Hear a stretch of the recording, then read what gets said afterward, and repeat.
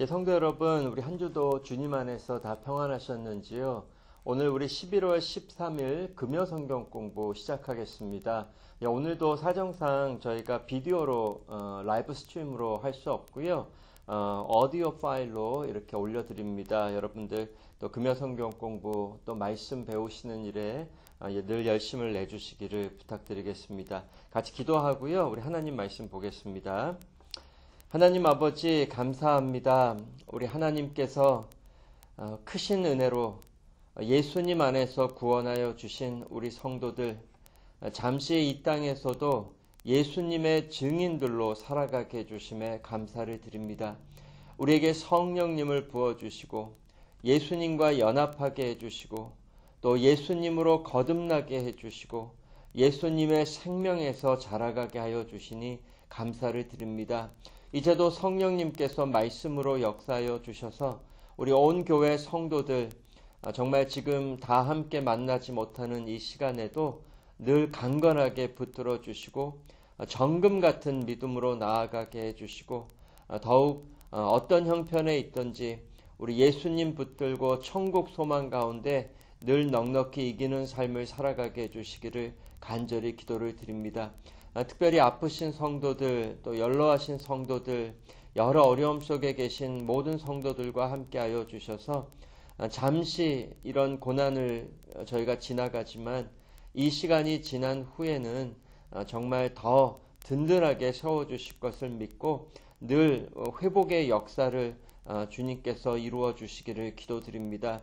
특별히 또 육체의 건강도 주님께서 회복시켜 주실 뿐만 아니라 영적으로 우리 온 교회와 성도들을 더욱더욱 회복시켜 주시고 강건하게 하여 주시기를 간절히 기도드립니다. 오늘도 우리 계시록 말씀 살펴볼 때에 성령님께서 크신 은혜 내려주시고 우리의 부르심이 무엇인지를 깨닫게 해주시고 그 부르심에 합당한 삶을 살아갈 힘도 내려주시기를 간절히 기도드리며 이 모든 말씀 예수님 이름으로 기도드렸습니다. 아멘.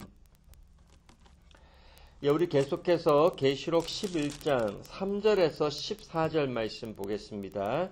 계시록 11장 3절에서 14절 제가 읽겠습니다.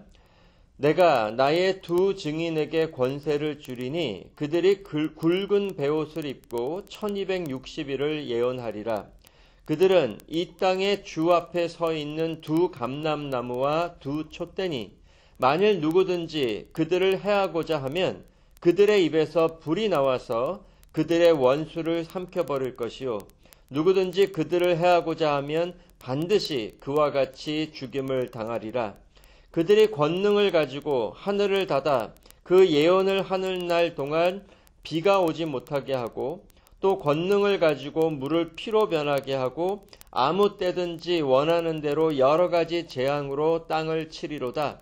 그들이 그 증언을 마칠 때에 무적행으로부터 올라오는 짐승이 그들과 더불어 전쟁을 일으켜 그들을 이기고 그들을 죽일 터인즉 그들의 시체가 큰 성 길에 있으리니 그 성은 영적으로 하면 소돔이라고도 하고 애굽이라고도 하니 곧 그들의 주께서 십자가에 못 박히신 곳이라. 백성들과 족속과 방언과 나라 중에서 사람들이 그 시체를 사흘 반 동안을 보며 무덤에 장사하지 못하게 하리로다. 이 두 선지자가 땅에 사는 자들을 괴롭게 한 거로 땅에 사는 자들이 그들의 죽음을 즐거워하고 기뻐하여 서로 예물을 보내리라 하더라. 3일 반 후에 하나님께로부터 생기가 그들 속에 들어가매 그들이 발로 일어서니 구경하는 자들이 크게 두려워하더라. 하늘로부터 큰 음성이 있어 이리로 올라오라 함을 그들이 듣고 구름을 타고 하늘로 올라가니 그들의 원수들도 구경하더라. 그때에 큰 지진이 나서 성 10분의 1이 무너지고 지진에 죽은 사람이 7천이라. 그 남은 자들이 두려워하여 영광을 하늘의 하나님께 돌리더라. 둘째 화는 지나갔으나 보라 셋째 화가 속히 이르는도다. 아멘. 우리 오늘 본문 계속해서 지난주일 말씀과 연결해서 살펴보겠습니다. 예수님께서 오늘 본문에 나오는 두 증인을 통해서 말세 때의 교회의 모습을 계속해서 보여주십니다. 바로 지금 이 시대라는 것 여러분이 꼭 기억하시고요. 그런데 이 교회의 모습을 보여주실 때 3절에서 6절에서는 구약과 연결해서 교회의 현실을 보여주시고요. 7절과 13절에서는 예수님의 모습으로 우리 교회의 현실을 보여주십니다. 이것을 기억하고 지난주에 보았던 3절에서 4절 말씀을 다시 보시기 바랍니다. 11장 3절에서 4절에 내가 나의 두 증인에게 권세를 주리니 그들이 굵은 베옷을 입고 1260일을 예언하리라. 그들은 이 땅에 주 앞에 서 있는 두 감람나무와 두 촛대니 라고 말씀하십니다. 예수님께서 무엇보다 지금 이 땅의 교회와 우리 성도들을 향해 나의 두 증인이라, my two witnesses 라고 말씀하십니다. 바로 예수님이 부르시고 예수님이 세우시고 예수님이 보내시며 예수님이 함께 하시어 예수님을 증거하게 하신 자들이 바로 이 땅의 교회와 성도들이라 말씀하시는 거죠. 바로 이것이 우리의 아이덴티티입니다. 여러분과 저는 예수님께서 내 증인이라 불러주시는 자들이죠. 예수님께서 이 두 증인들에게, 즉 이 교회와 우리 성도들에게 이 땅에서 권세를 주시는데 우리가 어떤 권세를 받았을까요? 이 교회 시대를 가리키는 1260일, 즉 3년 반 동안 예언하는 권세를 주십니다. 지금 이 예언이라는 표현을 쓰지만 구약의 선지자들과 연결해서 이런 표현을 쓰시는 거죠. 구약의 선지자들이 하나님의 말씀을 받아 전한 것을 예언하였다라고 말씀하잖아요. 이제는 하나님의 말씀, 복음 말씀을 증거하는 사명을 교회에 주셨다는 것을 알려주시는 거예요. 사명만 주신 것이 아니라 그 말씀을 전하는 권세까지 주셔서 그 말씀으로 하나님이 이 세상의 구원과 심판 사역을 이루어 가시는 거죠. 그래서 10절에도 보면 이 두 증인을 두 선지자라고 부르십니다. 그래서 같은 표현이에요. 두 증인, 두 선지자. 선지자는 구약으로 하면 하나님의 말씀을 받아 전하게 하신 자들이죠. 바로 교회에 이 선지자 직분을 주셔서 이제는 완전히 쓰여진 하나님 말씀을 하나님의 권세로 전하게 하시는 것입니다. 그런데 모든 하나님의 말씀은 또한 누구에 관한 말씀이죠? 예수님에 관한 말씀이기 때문에 결국 교회는 예수님을 전하고 증거하는 사명으로 부르심을 받았고요. 그러한 권세를 이 땅에 우리 교회와 성도들에게 주셨다는 거죠. 우리 모든 성도들도 예수님을 전하고 예수님을 증거하는 삶으로 부르심을 받았습니다. 그것이 이 땅에서 살아가는 동안 우리의 부르심이라는 거죠. 그래서 우리의 모든 삶으로 예수님을 증거하는 삶을 살아가게 하시는데요. 그 삶이 시작되었고 그 삶에서 자라가게 하시는 것. 비록 지금은 우리가 예수님을 증거하는 것이 너무나 미약할지라도 그것이 우리 부르심이고 그러한 권세를 주셨고 그렇게 하시는 분이 하나님이시기 때문에 더욱 마음의 열망을 가지고 그 예수님의 삶에서 자라가며 예수님 증거하는 삶을 심써 살아가라고 우리에게 사명을 주시고 권세도 주십니다. 여러분과 제가 이것을 꼭 잊어버리면 안 될 것 같고요. 그리고 4절로 가면 이 두 증인들의 모습을 주 앞에 서 있는 두 감람나무와 두 촛대라고 말씀하십니다. 우리가 지난주에 이 말씀을 좀 살펴보았습니다. 이 말씀은 구약의 어떤 그 말씀과 연결이 되어 있다고 말씀드렸죠. 스가랴서의 말씀과 연결되어 있다고 말씀을 드렸습니다. 근데 우리가 지난 시간에도 조금 살펴보았지만 좀 더 우리가 스가랴서의 말씀과 연결해서 자세히 좀 살펴볼 필요가 있습니다. 스가랴서 4장으로 가면 스가랴 선지자가 새 성전에 관한 환상을 봐요. 그래서 하나님께서 새 성전을 지어주시는 환상을 보는데 그 새 성전 안에 두 촛대와 두 감람나무가 있는 것을 보게 됩니다. 여기서의 새 성전은 물론 당시의 그 상황으로서는 가깝게는 포로기에서 돌아와서 재건하게 될 예루살렘 성전을 가리키고 있지만 궁극적으로는 어디를 가리킨다고 말씀드렸죠? 천국을 가리키고 있고 또한 이 땅에 예수님이 세우실 교회를 가리키고 있다고도 말씀을 드렸어요. 예수님이 참 성전으로 오시고 구원하신 성도들을 또한 예수님과 함께 하나 된 성전으로 세우시기 때문에 이 땅의 교회를 새 성전으로 가리키고 있다고 말씀을 드렸습니다.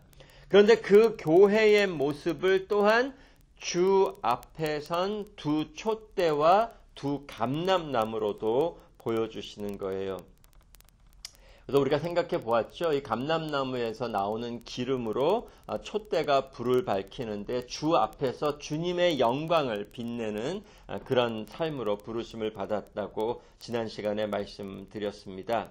그런데 스가랴 선지자가 이 두 촛대와 두 감람나무를 본 후에 이것이 무엇을 뜻하는지를 하나님께 물었거든요. 그때 하나님께서 이렇게 알려주셨습니다. 스가랴서 4장 14절에 이르되 이는 기름 부음 받은 자 둘이니 온 세상의 주 앞에 서 있는 자니라 하더라. 자, 여기에 보시면 기름 부음을 받은 자 둘이라고 번역이 되어 있죠. 그래서 우리가 지난주에는 이 번역 따라서 이 번역대로 기름 부음을 받은 자 둘로 이 구절을 풀었어요. 그런데 원어를 보면은요, 기름 부음을 받은 자라고도 풀 수 있고, 기름 부음을 받게 하는 자로도 풀 수 있어요.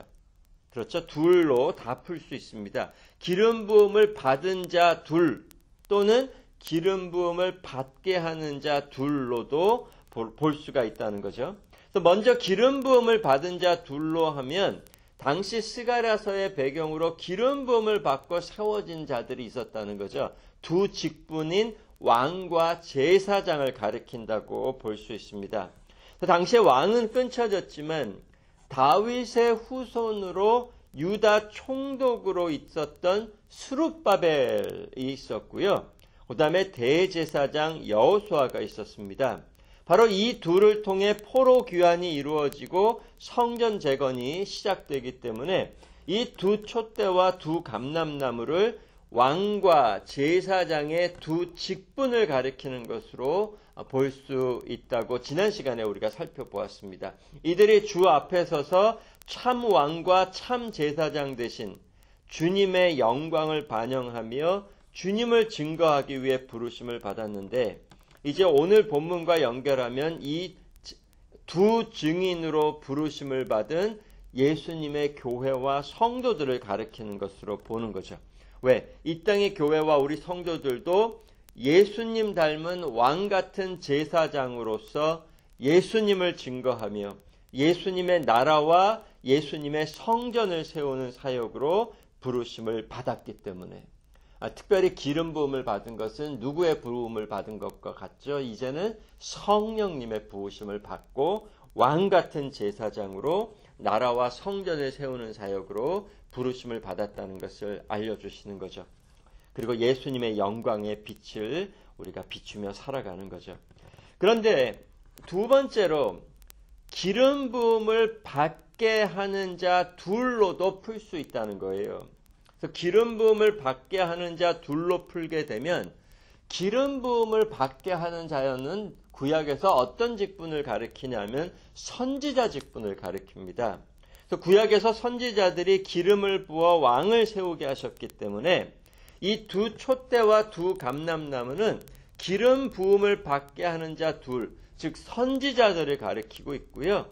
이제는 주님 앞에서 주님의 선지자적 형상을 따라 주님의 증인으로 세워져서 주님의 말씀을 전하게 하신 이 땅의 교회를 가리키는 것으로 볼 수 있다는 거죠. 선지자 직분으로 보는 거예요.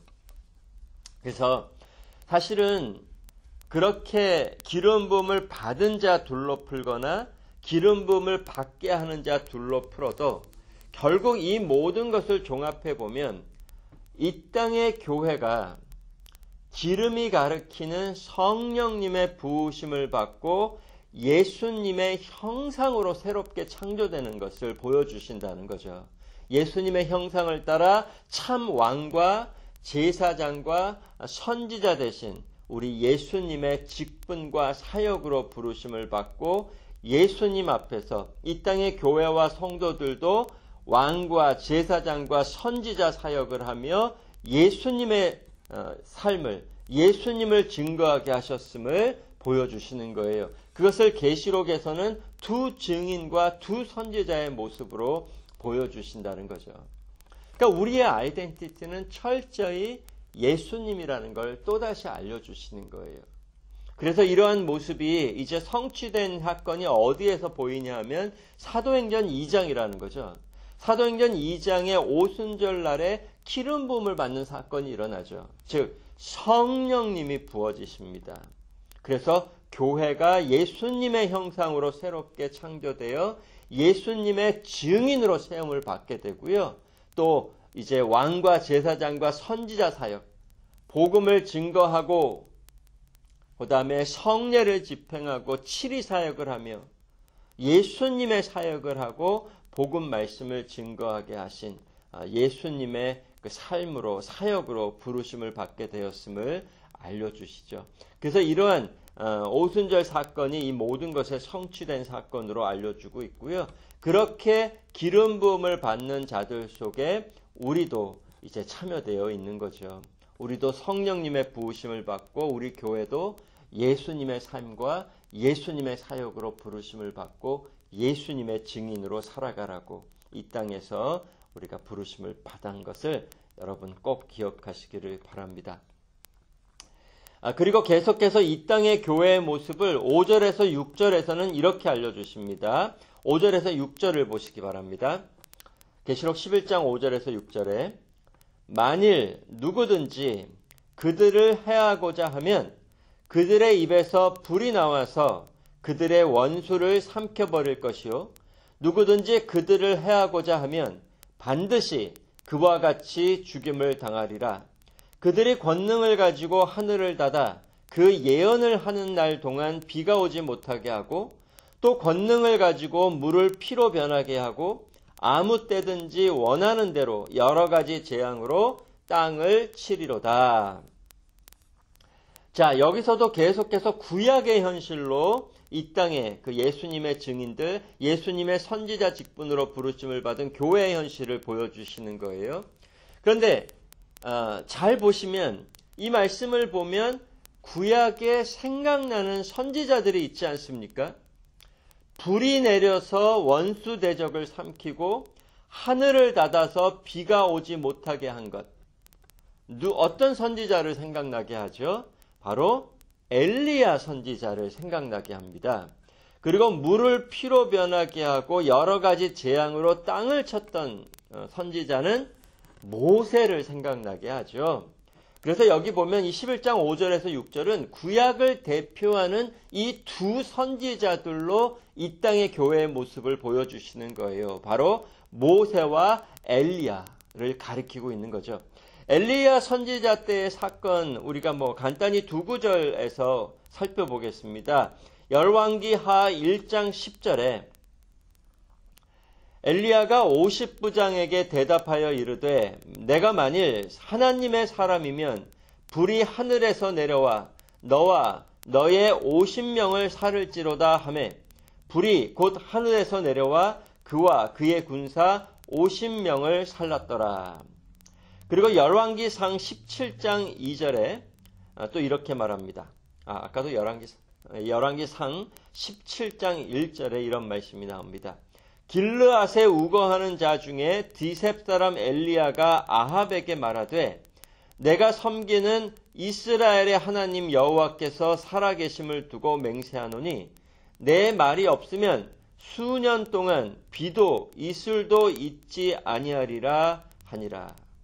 그렇죠? 그래서 불이 내려와서 이제 군사를 하나님을 대적하는 군사 50명을 살랐고, 그 다음에 열왕기상에서는 이제 엘리야가 아합 왕에게 이제 비가 내리지 않게 하는 이런 사역을 했던 것을 보게 되죠. 이렇게 엘리야 선지자가 선지자 사역을 하는 동안 이런 권능을 행했던 사건들이 오늘 본문의 교회의 모습을 알려주는 것과 연결이 되어 있죠. 그리고 모세가 이제 물을 피로 변하게 하는 것부터 시작하여 애굽 땅에 재앙을 내린 그 사건에 대해서는 우리가 다 찾아보지 않아도 너무나 잘 알고 있습니다. 이렇게 구약을 대표하는 두 선지자인 엘리야와 모세를 통해 이 땅의 교회의 모습을 보여주세요. 물론 구약에서는 이 땅의 눈에 보이는 현실로 큰 권능으로 나타나는 것으로 하나님의 말씀을 전하는 사역을 보여주셨지만, 지금 이 땅의 교회의 모습을 그렇게 보여주실 때에는 우리가 이것을 잘 이해를 해야 된다는 거죠. 지금 이 땅에서도 그러한 똑같은 현실로 보여주시느냐, 그것이 아니라 이제는 천국적인 현실로 눈에 보이지 않지만 천국적인 권능이 나타나게 하시는데, 구약처럼 이 땅의 현실로 나타나게 하시는 것은 아니라는 거죠. 그것을 이제 우리가 좀 살펴보겠습니다. 그런데 이 구약을 대표하는 모세와 엘리야 두 선지자, 우리가 이제 복음서로 오면 변화산 사건 아시죠? 변화산 사건에서도 모세와 엘리야가 나타나요. 그래서 예수님과 함께 정말 영광 중에 변화되신 모습을 가지고 예수님의 별세에 대해서 서로 말씀을 나누었습니다. 즉 별세, 죽으심이죠. 예수님의 죽으심에 관한 말씀을 나눈 것을 보았습니다. 그래서 이렇게 구약의 선지자들의 대표격인 엘리야와 모세를 말씀하시고, 당시 엘리야와 모세가 말씀 사역을 하는 동안 하나님의 권능을 가지고 불을 내려서 대적을 멸하고 비가 오지 않게 하고 재앙을 내리는 이런 사건들을 통해 알려주시려는 바가 뭘까요? 이제도 이 땅의 교회가 실제로 이러한 권능을 행사하며 말씀을 전하게 하시는 걸까요? 그렇지 않다는 거죠. 그렇죠? 가르치는 현실이었어요. 우리가 늘 예표와 그림자로 구약의 현실을 말씀드렸죠. 그런데 왜 이러한 구약의 현실로 이 땅의 교회의 말씀 사역을 보여주시는 걸까요? 여기에 우리에게 알려주시려는 중요한 현실이 있다는 거죠. 실제로 이 땅의 현실로 눈에 보이게 하나님의 그런 크신 권능이 말씀 사역을 하는 동안 나타나는 것은 구약적인 현실이었고, 신약에서는 그러한 현실로 보여주시지는 않을지라도 거기에 나타나지 않은, 드러나지 않은 이 신약에서 예수님 오신 후에 교회가 말씀 사역을 하는 동안, 성도들이 예수님을 증거하는 삶을 살아가는 동안에도 눈에 보이지는 않지만 하나님의 크신 권세와 권능이 함께 하신다는 것을 알려주신다는 거예요. 예레미야서에서도 이런 말씀이 나옵니다. 예레미야 5장 14절, 이 말씀을 잘 보세요. 그러므로 만군의 하나님 여호와께서 이와 같이 말씀하시니라. 너희가 이 말을 하였은즉 볼지어다. 내가 내 입에 있는 나의 말을 불이 되게 하고 이 백성을 나무가 되게 하여 불사르리라. 잘 보세요. 여기 보시면 불이 내려서 죄인들을 불사를 것이라고 말씀을 하시는 내용이죠. 그런데 그것이 뭘 가리키는 거예요? 하나님의 말씀이 전해지고 그 말씀에 따라 하나님이 심판을 내리시는 현실을 이렇게 알려주시는 거예요. 하나님의 말씀이 전해지는 것을 마치 불이 내려서 죄인들을 심판하시는 현실처럼 알려주시는 겁니다. 말씀의 권능이에요.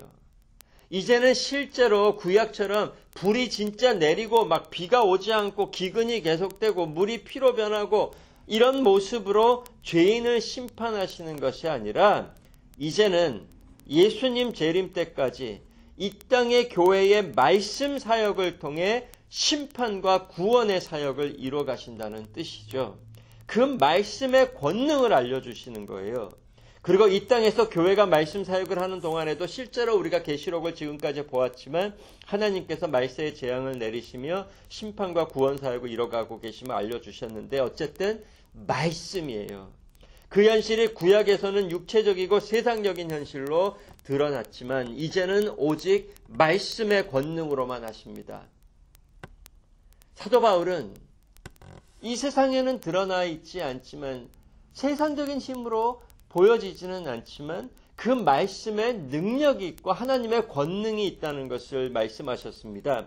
고린도후서 10장 4절에서 6절. 우리의 싸우는 무기는 육신에 속한 것이 아니요 오직 어떤 견고한 진도 무너뜨리는 하나님의 능력이라. 모든 이론을 무너뜨리며 하나님 아는 것을 대적하여 높아진 것을 다 무너뜨리고 모든 생각을 사로잡아 그리스도에게 복종하게 하니 너희의 복종이 온전하게 될 때에 모든 복종하지 않는 것을 벌하려고 준비하는 중에 있노라. 말씀이 어떤 능력이 있다고 알려주시나요? 어떠한 견고한 진도 무너뜨리는 하나님의 능력. 결국 하나님께 복종하게 하는 능력. 이 능력이 말씀에 있다고 하십니다. 성도 여러분, 잘 생각해 보세요. 지금 이 땅의 교회의 무기는 구약 때처럼 육체적이고 세상적인 힘과 능력으로 나타난 것이 아니라 하나님의 말씀이라고 하시고요. 하나님의 권능이 이제는 말씀에서 나타난다고 하십니다. 복음 말씀을 전하게 하심으로 그 말씀을 복종치 아니하는 자들을 심판하신다고 하십니다. 그래서 교회는 이 말씀만 붙들고 말씀의 권능을 믿고 말씀만을 순전히 전해야 한다는 거죠. 다른 것으로 하는 것이 아니라는 것입니다.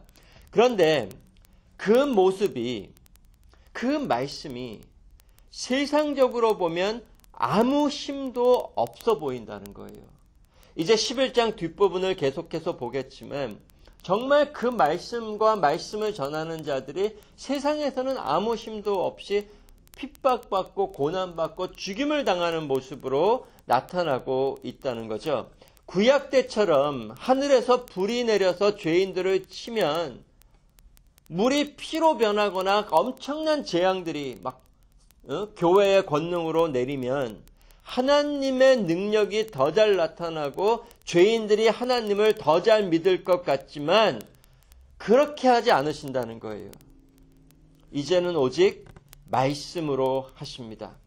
그래서 그 말씀을 전하는 교회와 성도들이 세상적으로는 아무 힘도 없어 보인다는 거죠.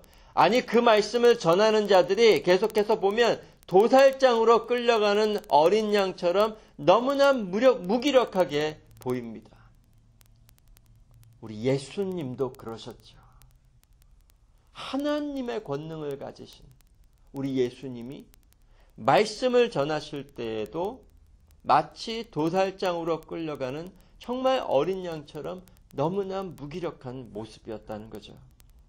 말씀을 전하는 이 땅의 교회와 예수님을 증거하는 성도의 모습도 그렇다는 거죠. 그래서 이어오는 7절부터 보면 예수님의 모습으로 교회의 모습을 보여주시는데 예수님께서 이 세상에서는 너무나 무기력하게 죽임을 당하시는 어린 양의 모습으로 말씀을 전하십니다. 그러나 그 말씀으로 이 세상을 심판하시고요. 그 말씀으로 구원을 이루십니다. 이 땅의 교회가 이렇게 하게 하세요. 그래서 교회가 전하는 말씀이 하나님의 권능임을 알려주세요. 우리도 이것을 믿어야 합니다. 여러분 한번 생각해 보시기 바랍니다. 어느 것이 더 큰 권능이 있나요? 불이 하늘에서 내려와서 죄인들이 회개했습니까? 기근이 오랫동안 계속되어서 죄인들이 하나님께 돌이켰나요? 애굽 땅에 10가지 그 무시무시한 재앙이 내려서 바로 왕과 애굽 백성들이 회개하고 낮아져서 하나님을 믿었나요? 그렇지 않았습니다. 우리도 엄청난 기사가 일어나고 재앙들이 내리고 그것을 봤다고 그것을 경험했다고 하나님 앞에 우리의 죄를 회개하며 예수님을 믿었을까요? 그렇지 않습니다.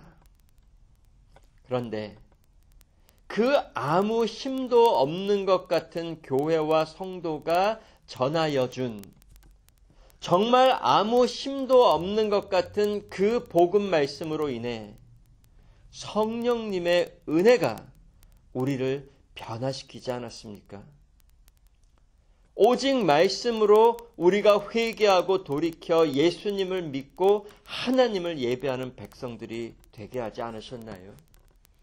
조금 전에 읽었던 고린도후서 10장에도요. 이 말씀이 어떠한 견고한 진도 무너뜨리는 하나님의 능력이고 모든 이론들을 무너뜨리며 하나님 아는 것을 대적하여 높아진 것들을 다 무너뜨리고 모든 생각을 사로잡아 그리스도께 복종하게 한다. 말씀의 권능이 이러하다는 거예요. 다른 걸로 되지 않는다는 겁니다. 그래서 스가랴서 4장에도요. 이 두 촛대와 두 감람나무에 대한 말씀을 주실 때 이런 말씀을 함께 주셨어요. 스가랴서 4장 6절에 그가 내게 대답하여 이르되 여호와께서 스룹바벨에게 하신 말씀이 이러하니라. 만군의 여호와께서 말씀하시되 이는 힘으로 되지 아니하며 능으로 되지 아니하고 오직 나의 영으로 되느니라. 세상적으로 드러나는 힘과 육체적인 능력으로 되는 것이 아니라 오직 하나님의 영으로, 즉 성령님께서 말씀으로 하실 거라는 거죠. 그래서 주 앞에 선 두 촛대와 두 감람나무인 우리 교회와 성도들은 예수님의 증인으로 성령님을 붙들고 오직 복음 말씀만을 신실하게 전하는 사명으로 부르심을 받은 거예요. 그 말씀에 권능이 있다는 거죠. 정말 우리 자체는 아무 힘도 없는 우리 교회와 성도들이지만 하나님의 권능이 말씀과 함께 하십니다. 우리 예수님을 보면 분명하잖아요. 세상에서는 가장 비천한 모습이셨고 가장 무기력한 모습으로 죽임을 당하셨지만 그 말씀으로 구원과 심판의 사역을 다 이루셨습니다. 그리고 이제 우리에게 성령님을 부으셔서 예수님의 길을 가게 하시고 복음을 증거하게 하심으로 이 말세 때에 구원과 심판 사역을 이루어 가시는 거예요. 그래서 비록 고난이 있고 핍박이 있고 세상적으로는 너무나 비천하고 연약해 보여도 성령님과 복음의 능력을 믿고 예수님을 힘써 증거하라고 하십니다. 우리가 전하는 복음의 능력, 예수님 재림하시는 날에 온전히 그 말씀의 권능이 드러날 거예요. 지금 우리의 삶에도 우리 교회에도 말씀의 권능이 역사하고 계십니다. 성령님이 이 교회와 각 성도 안에 거하고 계시기 때문에 말씀의 권능을 따라 우리를 예수님 닮아가게 하고 계십니다. 따라서 저와 여러분은 더욱 복음 말씀으로 나아와 복음 말씀을 붙들고 복음 말씀을 누리며 복음 말씀을 더욱 증거하는 우리의 삶이 되게 해주시기를 간절히 열망하시고 더욱 말씀 붙들고 또 말씀 안에서 살아가시는 우리 온 성도들이 되게 하여 주시기를 간절히 기도를 드립니다. 우리 함께 기도하겠습니다. 하나님 아버지 감사합니다. 오늘도 우리 계시록 말씀을 통해 또 우리의 부르심을 알려주시니 감사를 드립니다.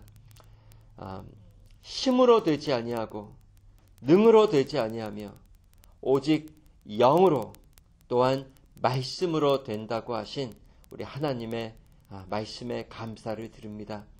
우리 모든 성도들도 더욱 성령님의 은혜를 붙들고 말씀 안에서 살아가며 더욱 예수님을 증거하는 삶을 살아갈 수 있도록 크신 은혜를 내려주시옵소서.